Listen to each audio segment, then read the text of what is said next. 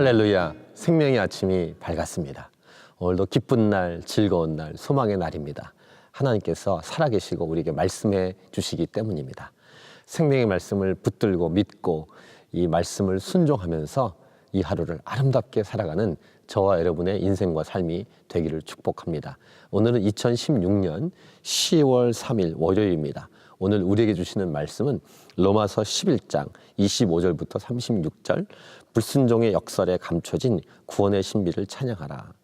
이 사도 바울은 9장과 10장을 달려오면서 자신의 민족, 유대 민족에 대한 구원에 대한 마음을 아주 강렬하게 쓰고 있는데, 이제 11장 25절부터는 이런 얘기를 하고 있습니다. 형제들아, 너희가 스스로 지혜 있다 하면서 이 신비를 너희가 모르기를 내가 원하지 아니하노니, 이 신비는 이방인의 충만한 수가 들어오기까지 이스라엘의 덜어는 우둔하게 된 것이라. 좀 어려운 것 같지만 이것입니다. 유대 민족의 구원을 하나님이 포기한 것이 아니다. 그것을 우리가 살펴봤죠. 어떻게 아시냐면 이방인의 충만한 수가 들어와야 된다. 이런 하나님의 놀라운 지혜와 하나님의 이 계획입니다. 그러니까 이 마지막 때에 대한 단서를 여러 가지를 얘기하고 있는데요. 여러 가지는 아니죠. 예수님 하셨던 말씀과 이거밖에 없습니다.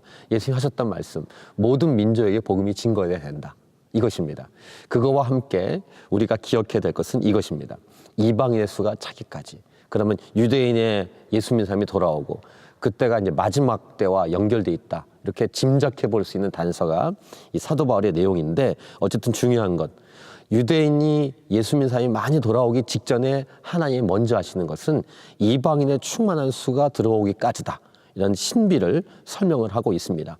오늘 제목이 그래서 불순종의 역설, 그러니까 유대인의 불순종의 역설에 감춰진 구원의 신비를 찬양하라입니다. 그러니까 하나님이 하시는 여러 방법 중에 이 놀라운 방법이 유대인의 구원과 연결되어 있다는 것이고, 유대인의 구원은 그 앞에 이방인의 구원과 연결되어 있다라는 사실을 사도 바울이 정리하면서 오늘 본문까지 오고 있는 것이죠. 그래서 우리는 끝까지 이 유대인이 빨리 주 앞에 돌아오기를 원하면서 이방인들, 아직 복음이 들어가지 않은 나라들에게 우리는 복음을 증거하는데 쉬지 않고 해야 할 것입니다. 이것이 우리가 첫 번째 해야 될 사명이죠. 그리고 하나님의 마음을 사도 바울이 대변해주고 있는데 이것입니다. 하나님 한 번 택한 사람을 포기하지 않는다. 이런 마음을 사도 바울이 하는 표현인데요. 29절 말씀은 암송 구절로도 많이 암송하시죠. 하나님의 은사와 부르시면 후회하심이 없느니라. 하나님의 마음이요, 하나님의 일하시는 스타일이요, 하나님은 완전하시다는 것입니다. 하나님이 일하신 다음에 잘못했구나, 실수했네, 이런 분이 아니십니다. 그건 인간이죠. 피조물입니다. 창조자 하나님은 그렇게 일하시는 분이 아닙니다. 하나님이 한 번 손댄 것은 끝까지 보면은 결국 이루어지게 되어 있습니다. 푸른 마루 꽃은 시들지만 하나님의 말씀은 영영이 서는 것입니다. 그래서 하나님이 유대인을 택했으면 포기하는 것이 아니라 이방인의 수가 찬 다음 그 다음 유대인이 돌아오게 되어 있습니다. 이것이 하나님이 하시는 일하는 스타일이기 때문에 하나님의 은사와 부르시면은 후회하심이 없다. 그럼 우리에게 적용한다면 무엇일까요? 하나님 우리를 포기하지 않으신다. 이 말씀을 이미 사도 바울은 8장에서 이미 설명하고 우리에게 선포했죠.